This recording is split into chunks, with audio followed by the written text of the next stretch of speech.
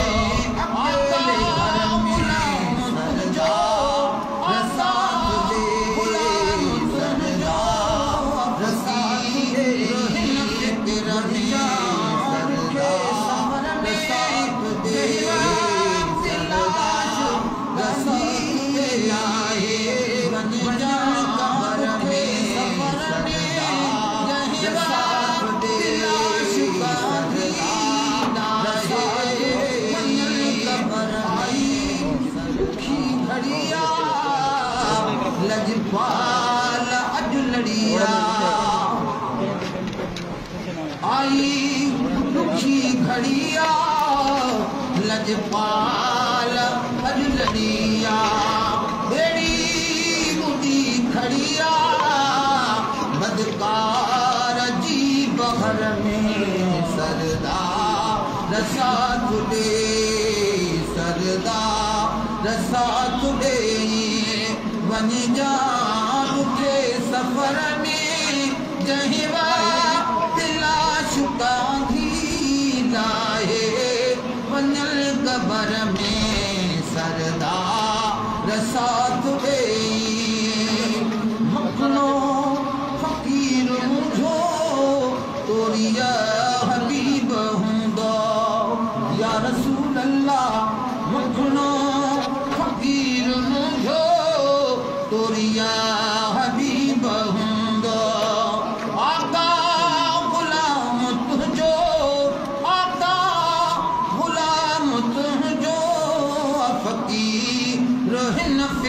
में सरदार साथ दे, सरदार साथ दे वन जा दुखे सफर में जहिवा तिलाश कांधी लाहे मंजल कबर में सरदार साथ।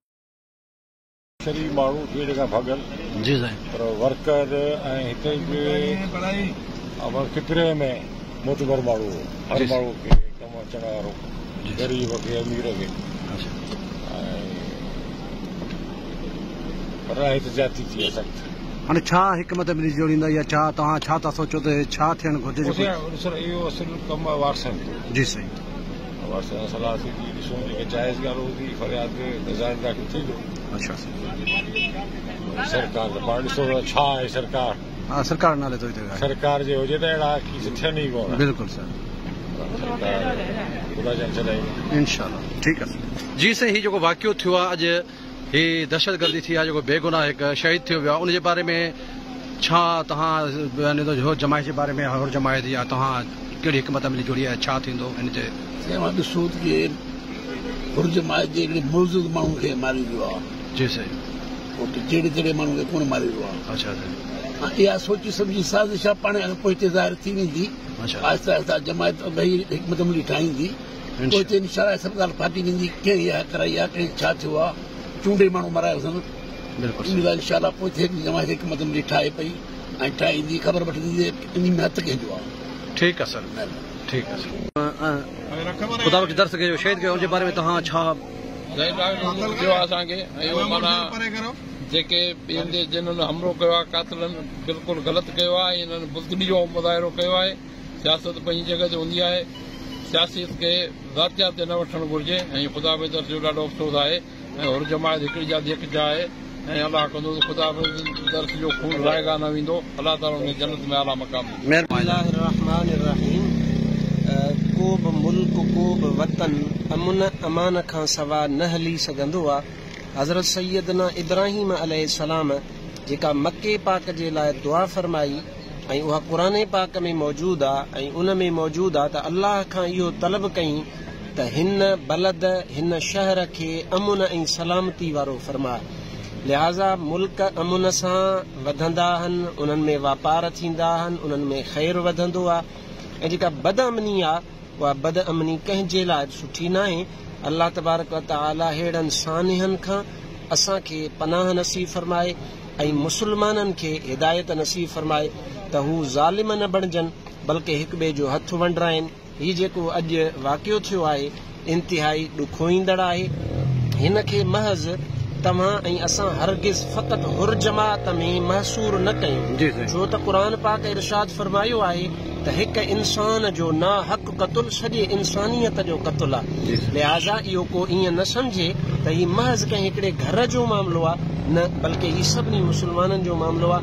अल्लाह ताला अहिड़नि सानियनि खां हर घर खे पनाह नसीब फरमाए, तव्हांखे बचाए, असांखे बचाए, असांजे हिन वतन अज़ीज़ खे अमुन ऐं आशिक़ी नसीब। अस्सलाम वालेकुम दोस्तों, हीअ असां सां गॾु फक्शन मसलिक जो डॉक्टर अब्दुल करीम शहर मौजूदु आहे, जेको हीउ खिपरे वाक़ियो थियो। जी साईं, हीउ तव्हां इन जे बारे में तव्हां कहिड़ो मैसेज जेको हिन नाजाइज़ी थी आहे, जेको दर्स जमायत जो तमामु वॾो नुक़सानु थी आहे। जी साईं, अहिड़ो अज़ीज़ ऐं सुठो माण्हू जमायत लाइ हुयो, हर ॾुख में सुख में पुॼण वारो माण्हू हुयो ऐं मां सम्झां खिपरे में न पर सागर में वॾो नुक़सानु आहे। अहिड़ी शइ वरी कान पैदा थींदी। जमायत जा घर ख़ाली न थींदा इंशाअल्लाह, ऐं सब्र कर न वेहिजे।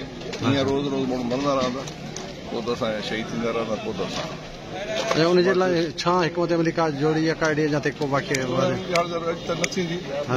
वॾा वेहंदा, सभु कुझु कंदा, करिणो पवंदो। अच्छा, ठीकु आहे, महिरबानी। अस्सलाम वालेकुम दोस्तों, हीउ जेको वाक़ियो थियो अॼु खिपरे लॻ वेठ भाटी वेझो हमज़ो दर्स में जेको वाक़ियो थियो, हुर जमायत जे मौज़ी शख़्स ऐं जेको सो शहीद ख़ुदा बख़्श दर्स जो क़तराना हमलो थियो, जेको ज़िंदगी बाज़ी हाराए चुको, उनजे लाइ जेको हीउ जनाज़ो निमाज़ थियो, तारीख़ी जनाज़ो निमाज़ हो। ऐं असां वसवरनि खे इहो चवंदासीं त ख़ुदा रा हिन जे लाइ कुझु जेको अहिड़ा क़दम खयां वञनि, जेके अहिड़ा वाक़िया हुन मां थियनि था, हिननि खे कैफ़िर किरदार ते पहुचायो वञे। हीअ हिकु वॾी हिकु साज़िश चइजे या जेको कुझु चइजे, हीअ हुर जमायत लाइ हिकु वॾी हिकिड़ी सोची सम्झी हिकु साज़िश आहे जेका हीअ अॼु जेको वाक़ियो थियो आहे हीउ को आम वाक़ियो न आहे। हीउ वाक़ियो जेको हुर जमायत लाइ तमामु ॾुखाईंदड़ वाक़ियो आहे।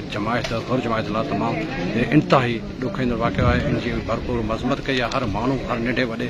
हीउ वाक़ियो जेको तमामु इंतिहाई ॾुखाईंदड़ हो, जेको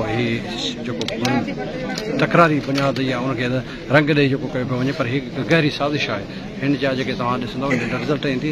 हीअ हिकु जमायत लाइ गहरी नज़र, जेकॾहिं हिन जे लाइ शहीद नूर हसन फ़क़ीर जॾहिं शहीद थियो उनजे लाइ जेकॾहिं क़दम कयो वञे त अहिड़ो वाक़ियो ॿियो न थिया ऐं उन जो कुझु कोन थियो। ॿिया ॿेड़ा कई वाक़िया थिया जंहिंजे लाइ न थियण जे करे हीअ अॼु अहम हिकु जेको रहज़ननि जे हथां चढ़ी वियो।